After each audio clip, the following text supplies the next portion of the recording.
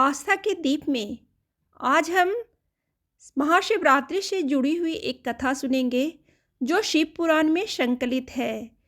एक शिकारी की कथा इस त्योहार से जुड़ी हुई है कि कैसे उसके अनजाने में की गई पूजा से प्रसन्न होकर भगवान शिव ने उस शिकारी पर अपनी असीम कृपा बरसाई।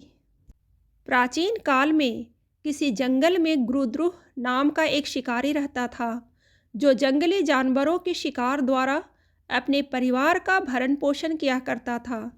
एक बार शिवरात्रि के दिन ही जब वह शिकार के लिए गया तब संजोगवश पूरे दिन खोजने के बाद भी उसे कोई जानवर शिकार के लिए नहीं मिला। चिंतित होकर कि आज उसके बच्चों, पत्नी एवं माता पिता को भूखा रहना पड़ेगा, वह सूर्यास्त होने पर भी एक जलाशय के समीप गया और वहाँ एक घाट के किनारे एक पेड़ पर अपने साथ थोड़ा सा जल पीने के लिए लेकर चढ़ गया, क्योंकि उसे उम्मीद थी कि कोई न कोई जानवर अपनी प्यास बुझाने के लिए वहाँ जरूर आएगा। वह पेड़ बेलपत्र का था और उसके नीचे शिवलिंग भी था जो सूखे बेलपत्रों से ढक जाने के कारण दिखाई नहीं दे रहा था। रात का पहला प्रहर बीतने से पहले ही एक हिरनी वहां पर पानी पीने के लिए आई। उसे देखते ही शिकारी ने अपने धनुष पर बाण साधा। ऐसा करते हुए उसके हाथ के धक्के से कुछ पत्ते एवं जल की कुछ बूंदें पेड़ के नीचे बने शिवलिंग पर गिरी और अनजाने में ही शिकारी की पहली प्रहर की पूजा हो गई। हिरनी ने जब पत्तों की खड़खड़ाहट सुनी तो घबराकर ऊपर की ओर देखा और भयभीत होकर शिकारी से कांपते हुए बोली, मुझे मत मारो, मुझे मत मारो। शिकारी ने कहा कि वह और उसका परिवार भूखा है, इसलिए वह उसे नहीं छोड़ सकता। हिरनी ने शपथ ली कि वह अपने बच्चों को अपने स्वामी को सौंपकर लौट आएगी, तब वह उसका शिकार कर ले।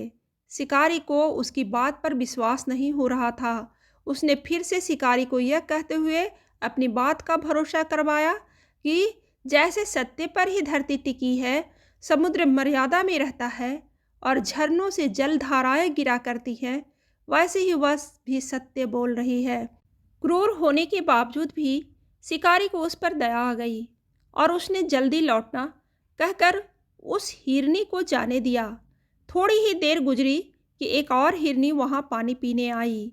शिकारी सावधान हो तीर साधने लगा और ऐसा करते हुए उसके हाथ के धक्के से फिर पहले की तरह थोड़ा जल और कुछ बेलपत्र नीचे शिवलिंग पर जा गिरे और अनायास ही शिकारी की दूसरे प्रहर की पूजा भी हो गई। इस हिरनी ने भी भयभीत होकर शिकारी से जीवन दान की याचना की, लेकिन उसके अस्वीकार कर देने पर हिरनी ने उसे लौट आने का वचन दिया, यह कहते हुए कि उसे ज्ञात है कि जो वचन देकर पलट जाता है उसका अपने जीवन में संचित पुण्य नष्ट हो जाया करते हैं। उस शिकारी ने पहले की तरह इस हिरनी के वचन का भी भरोसा कर उसे जाने दिया। अब तो वह इसी चिंता से व्याकुल हो रहा था कि उनमें से शायद ही कोई हिरनी लौट के आए और अब उसके परिवार का क्या होगा। इतने में ही उसने जल की ओर आते हुए एक हिरन को देखा। उसे देखकर शिकारी को बड़ा हर्ष हुआ। अब फिर धनुष पर बाण चढ़ाने से उसकी तीसरे प्रहर की पूजा भी स्वतः ही संपन्न हो गई, लेकिन पत्तों के गिरने की आवाज़ से वह हिरन सावधान हो गया। उसने शिकारी को देखा और पूछा, क्या करना चाहते हो? वह बोला, अपने कुटुंब को भोजन देने के लिए तुम्हारा वध करूँगा। वह मृग प्रसन्न होकर कहने लगा, मैं धन्य हूँ कि मेरा हिष्ट पुष्ट शरीर किसी के काम आएगा, परोपकार से मेरा जीवन सफल हो जाएगा। लेकिन एक बार मुझे जाने दो ताकि मैं अपने बच्चों को उनकी माता के हाथ में सौंप कर और उन सबको धीरज बंधाकर यहाँ लौट आऊँ। शिकारी का हृदय उसके पाप पुंज नष्ट हो जाने से अब तक शुद्ध हो गया था, इसलिए वह कुछ विनम्र वाणी में बोला, जो जो यहाँ आए सभी बातें बनाकर चले गए और अब तक नहीं लौटे। यदि तुम भी झूठ बोलकर चले जाओगे तो मेरे परिजनों का क्या होगा? अब हिरन ने यह कहते हुए उसे अपने सत्य वचन बोलने का भरोसा दिलवाया कि यदि वह लौट कर न आए तो उसे वह पाप लगे जो उसे लगा करता है। जो सामर्थ्य रहते हुए भी दूसरे का उपकार नहीं करता। शिकारी ने उसे भी यह कहकर जाने दिया कि शीघ्र लौट आना। रात्रि का अंतिम प्रहर शुरू होते ही उस शिकारी के हर्ष की सीमा न थी, क्योंकि उसने उन सब हिरन हिरनियों को अपने बच्चों सहित एक साथ आते देख लिया था।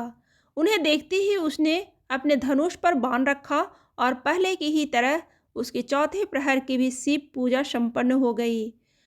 अब उस शिकारी के शिव कृपा से सभी पाप भस्म हो गए, इसलिए वह सोचने लगा, ओह, ये पशु धन्य है जो ज्ञानहीन होकर भी अपने शरीर से परोपकार करना चाहते हैं। लेकिन धिक्कार है मेरे जीवन को कि मैं अनेक प्रकार के कुकृत्यों से अपने कुटुंब का पालन करता रहा। अब उसने अपना वाण फेंक दिया और सब मृगों को यह कहकर कि वे धन्य हैं वापस जाने दिया। उसके ऐसा करने पर भगवान शंकर ने प्रसन्न होकर तत्काल उसे अपने दिव्य स्वरूप का दर्शन करवाया तथा उसे सुख समृद्धि का वरदान देकर गुह नाम प्रदान किया। दोस्तों, यही वह गु था जिसके साथ भगवान श्री राम ने वनवास के दौरान मित्रता की थी। अंततः मैं यही कहना चाहूँगी कि जटाओं में गंगा जी को धारण करने वाले, सिर पर चंद्रमा को सजाने वाले, मस्तक पर त्रिपुंड तथा तीसरे नेत्र वाले, कंठ में कालपास तथा रुद्राक्ष की माला धारण करने वाले, हाथ में डमरू और त्रिशूल है जिनके, और भक्तगण बड़ी श्रद्धा से जिन्हें शिव शंकर कहते हैं, ऐसे ही भगवान शिव एवं शिवा हम सबके चिंतन को सदैव सकारात्मक बनाए एवं सबकी मनोकामना पूरी करें।